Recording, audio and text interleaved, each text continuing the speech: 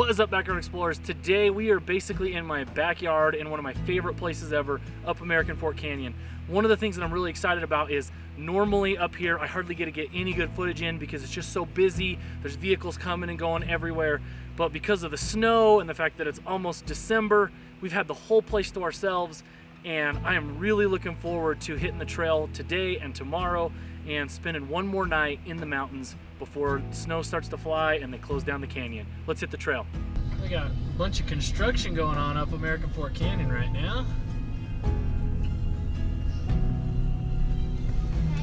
Oh my God, that's scary.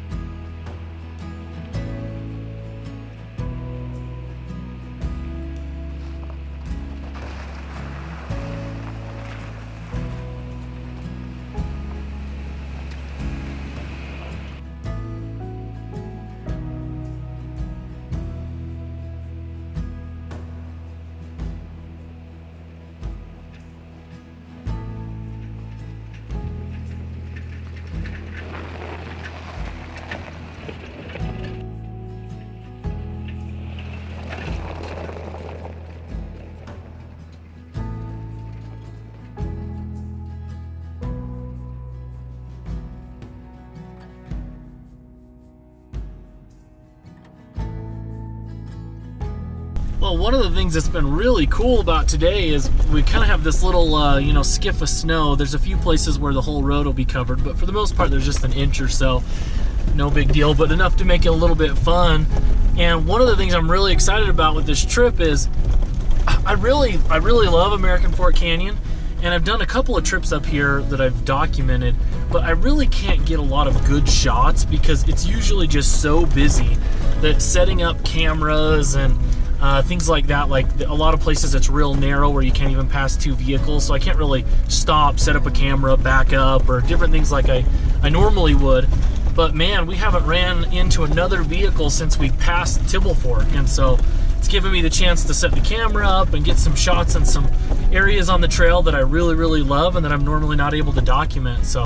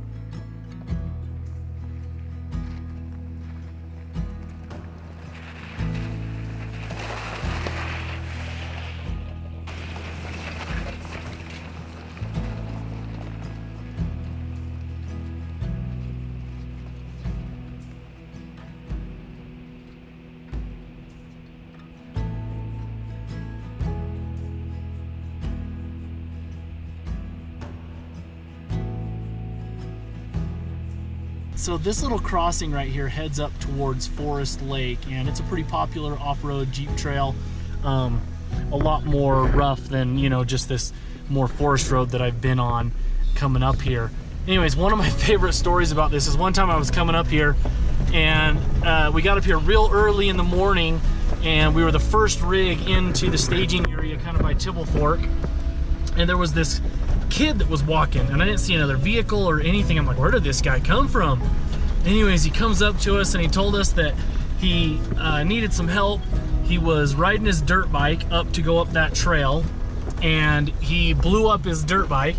So he hit his dirt bike in the trees, walked all the way down the mountain, which is, from here down there several miles, walked down the mountain, got in his two-wheel drive truck, drove up here, and in that water crossing, right now it's not bad because it's winter and there's not a lot of runoff going down it. But in the spring, it can turn into a pretty deep, little fast-moving little, you know, crossing. Nothing crazy, but anyways, he got his two-wheel drive truck stuck in the middle of it. Slept there all night inside his truck because he told me I was worried about it washing away, as if him sleeping in it was going to do anything. But anyways, so we drove up, hooked up to him, pulled him out real quick, helped him get his bike loaded up on his way. But that was an interesting trip. I'm sure his family was worried sick. He told them he was going riding. Luckily, he was able to get down the canyon and give him a call and let him know he was okay. There you go, girl. Good job.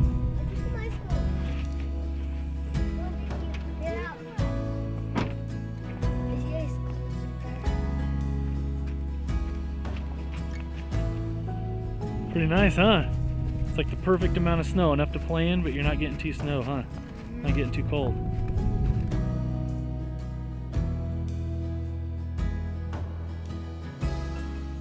We are by Dutchman's Flat, and you can see American Fork Canyon has a ton of mining history. Forest City is an abandoned mining town that used to be up here. There's really not much left of it anymore, but you can see kind of some of the real kind of the timeline. So in the 1870s, mining up here began, and it went all the way up into the 1940s, and that was kind of the end of the glory days of the mining and stuff up here. So there's still quite a bit of mining artifacts, different caves and mining caves and things like that, but just really cool. There's so much history up here, and it's really cool to be able to have so much access to it, and it is obviously something we have to always continue to fight for. We're just making a quick stop for lunch up at Mary Ellen Gulch, and I think I've shared this before, but one of my go-to lunch things for the boys, one of these babies, a little Lunchable. Here's what I love about them. First of all, they're like $1, so they're crazy cheap. They've got like a little candy in there usually. The boys love that. These have like some Butterfinger candy bars. It's a nice little treat after they eat it. It's really easy. It's easy to clean up after. I just take it all, throw all the garbage away when we're done.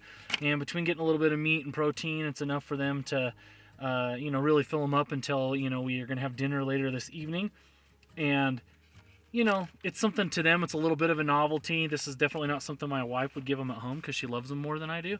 But for me, being out on the trail, perfect. Perfect little spot to eat some lunch. Molly's trying to grab any scraps that fall. Yeah, those are Bearcat prints, huh? Those are Jackson's. I went over here. You went over here? And Molly. Like a crazy man? You and Molly did? And Wyatt. Way over there. Molly's loving the snow time. Spider. This is how Jackson makes sure I get my workout in when we're out. He thinks he needs me to carry him on his shoulders. And at this elevation, and at my terrible shape, it's a pretty good workout. Oh, look at it. Daddy? Yeah? Snow falling. The snow is falling, huh, off the trees. Those It's beautiful. No, those are icicles. Icicles are falling. Uh-oh. You see my footprints? Yeah. This is my footprints. All right, let's keep going up the trail. Go back. I think we should. It's a good enough hike for you guys? Yep. Well, this is no Chris Shantz 6-mile full day round trip hike. This is about a 600 feet round trip hike. All right, let's head back down to the Jeep. We got a lot more trail to see today. Molly's loving the snow. She's just all over the place. Molly! Good girl. Let's go. Let's go.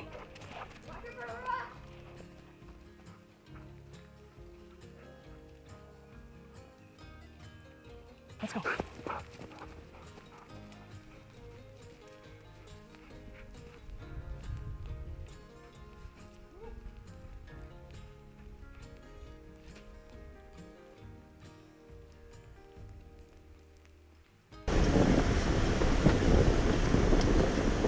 Ooh, there's a moose.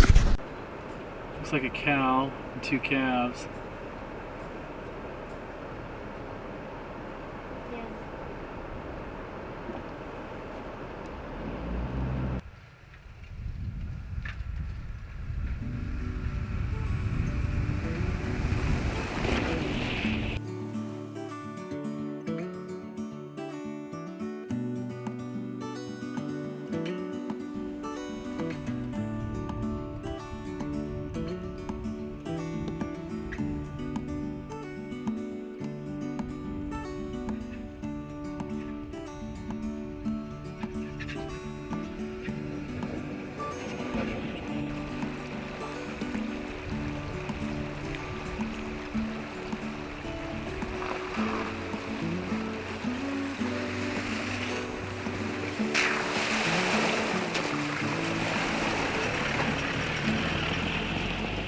bunch of all the mining reclamation areas. So there's some old mining equipment right down there, building up there, and this little kind of swampy area is a mine reclamation site where they've come in and put dirt and try to allow it to kind of go back to its regular vegetation.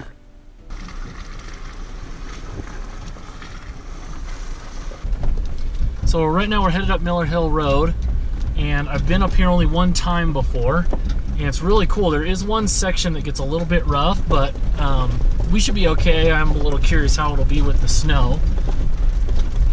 And we've definitely the ones who are cutting first tracks here, so just beautiful being up in the mountain. We're almost up into kind of all the mist and fog.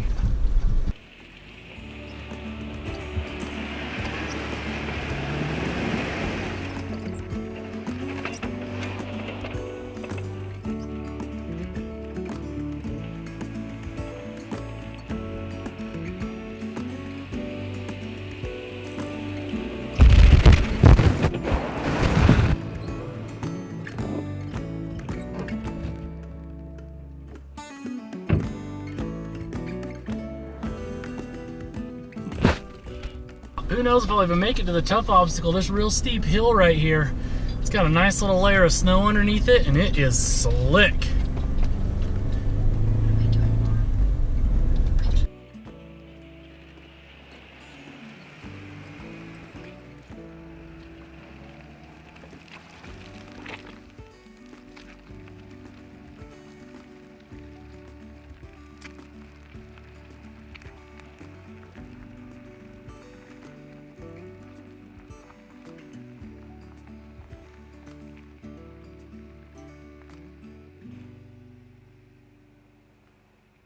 So I gave this hill 3 tries in 4-wheel drive, nothing. So I thought, oh, I'll give it one more whirl, put front and rear locker in. Made it up pretty much without any issues. It's amazing how big of a difference they make. It's one of those things where you're like, I really don't use my lockers that often, but man, they definitely came in handy there. I would have definitely not made it had I not had them. So past obstacle number 1, let's keep going. All right, so this is that obstacle I was talking about. Of course, on camera, those look like tiny little rocks, but actually pretty good size. Those are 35-inch tires. I think when I came last time, we put left tire here, and then left tire crawled up that big rock. We kept right just inside of that hill and went right up there. That's what I remember. So I think that's what I'm going to do this time as well. It does look like maybe I could go that way, but if I don't make it, I'll slide down, and my rear diff will be real close to that rock. So be a little bit easier and nicer if I had Mike or someone here spotting me, but we'll see how it goes.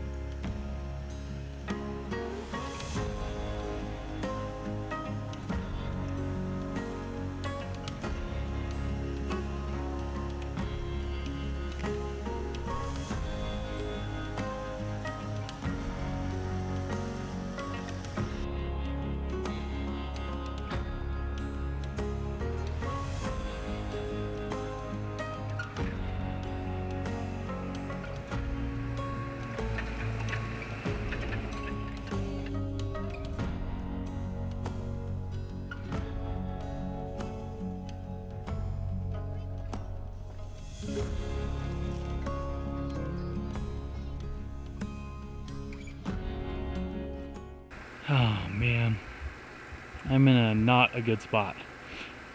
Started sliding right there. About slid off this edge. I think what I'll do is hook the winch up right here, run it up to this tree here, and that will allow me to make sure that I'm pulling the front end up the mountain, and hopefully that's enough to keep the back end from falling off and smacking into that tree right there. I'm pretty worried. Oh, geez Louise. Alright, well, here goes nothing. There were a number of lessons that I learned during this recovery. The camera really does the hill we're sliding off no justice. The base of the two trees to the left are a ways down the hill, likely close to 10 feet.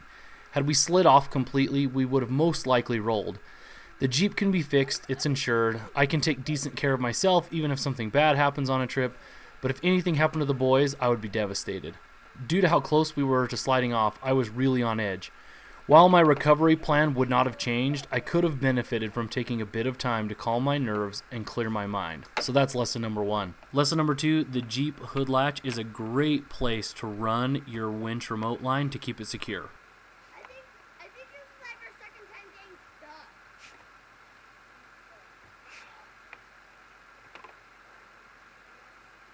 stuck. Lesson number 3, wear gloves. Do I have gloves? Yes. Would everything about this recovery been easier and more comfortable had I been wearing my gloves? Yes. I was anxious to get out before it got dark, and the boys were already getting cold standing under the tree where I put them. They had started to whine, which did not help my nerves. Everything combined, and I was in too big of a rush, which leads to mistakes, like not wearing your gloves that are right there, even when you know better.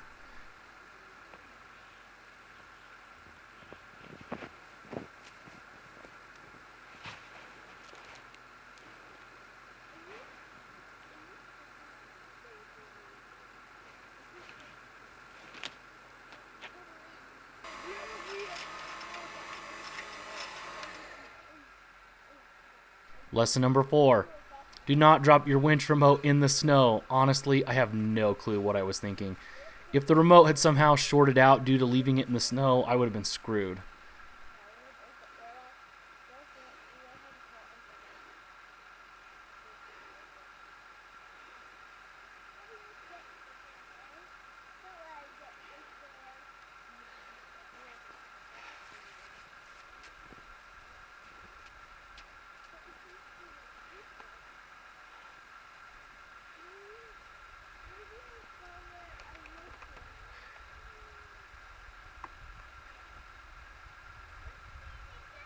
I know, hold on, I'm almost ready to try.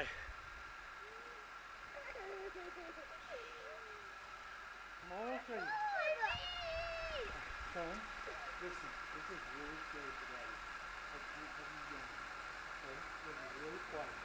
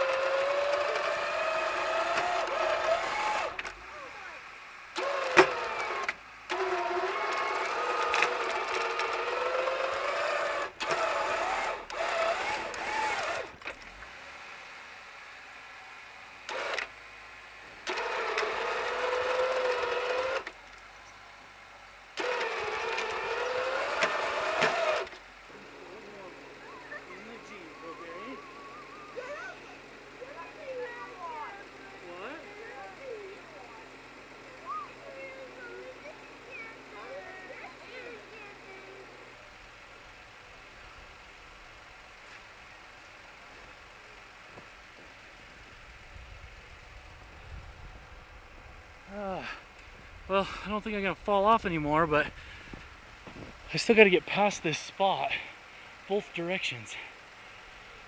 So I think I'll unhook the winch, hook it up back here further so I have a good anchor point, and hold myself to make sure I don't slide off the edge there so I can get turned around. Lesson number 5. The winch needs a little TLC.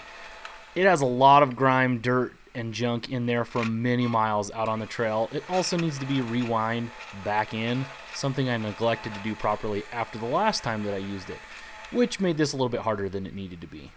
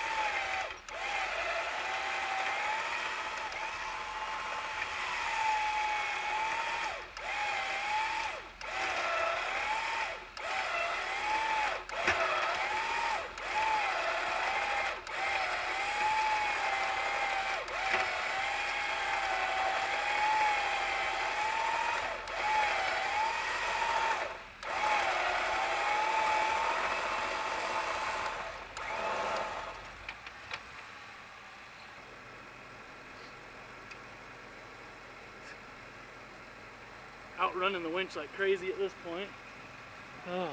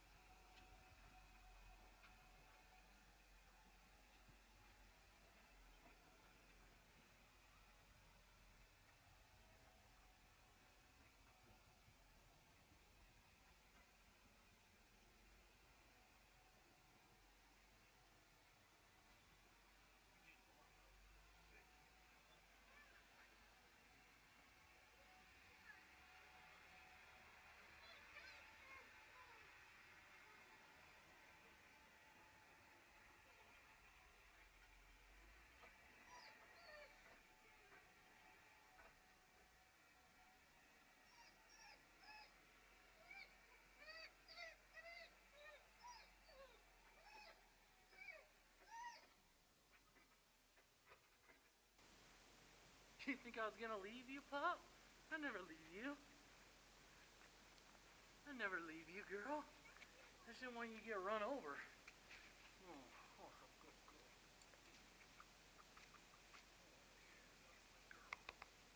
Alright, let's go.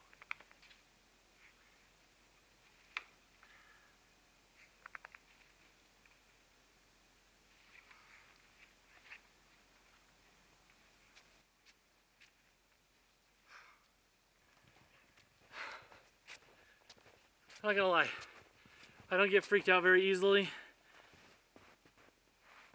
That scared the crap out of me. I'm still a little jittery. Now that was a sketchy recovery. So I was trying to get up here and my back end just slid. I still don't know how I slid over so bad. There's a little bit of a grade there, but not much. But man, I just caught the slick just right, slid over. I backed up a tiny bit and the back end just right off the edge here. And you can see that's where my back tire was. And that is not something we want to go down. And the front tire right up against that stump probably saved us from rolling down this hill. If we were lucky, the back end would have just slid and smashed into one of those trees, and then maybe we just have to leave the Jeep here for the winter or something. If we were unlucky, roll over and land on our side and then get stuck between those trees. So I'm going to see how far I can get down before it gets dark and then kind of decide what we want to do from there. I don't love off-roading in the dark, and it's already 4:30. So it'll be completely dark by 5:30. So I have about an hour to see how far I can get down and how quickly safely. So that's the plan for now.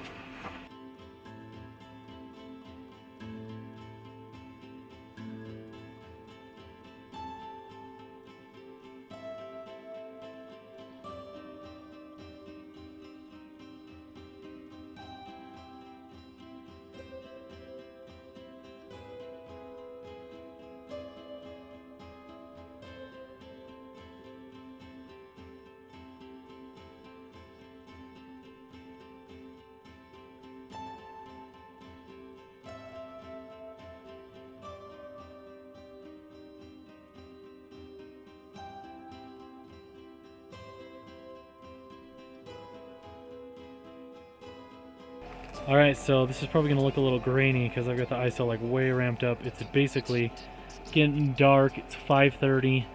The plan was to get to camp at 3 so that I could spend a little bit of time filming some stuff around camp and kind of showing you some of that stuff like I talked about in a couple videos ago. But almost falling off the mountain kind of derailed that a little bit. So we found a really beautiful little spot to camp, setting up the bed right now, and we'll start working on some dinner.